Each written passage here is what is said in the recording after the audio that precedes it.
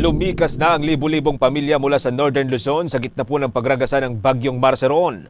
Sa Cagayan Valley, mayroong inisyal na 30,000 na individual o katumbas po ng mahigit 10,000 pamilya ang naitalang lumikas bago pa man ang malawakang pagragasa ng bagyo.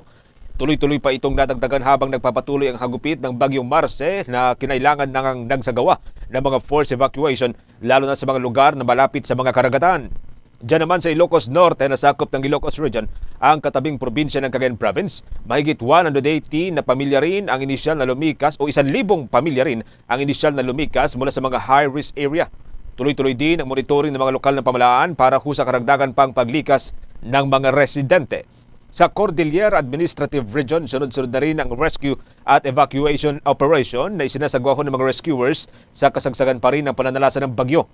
Pagsapit po ng gabi-kagabi, ilang mga lokal na pamahalaan na rin ang nag-abiso na tumigil na muna ang mga ito sa mga rescue operations, dala pa rin ng banta at panganib na dulot ng malalakas na hangin at mabilis na agos sa mga kailugan. Isa rito ang probinsya ng Apayao sa may Northern Cordillera, kung saan pagsapit po ng hating gabi ay itinigil ng mga rescue effort para humaprotektahan ng mga kaligtasan at kapakanan nitong mga rescuers.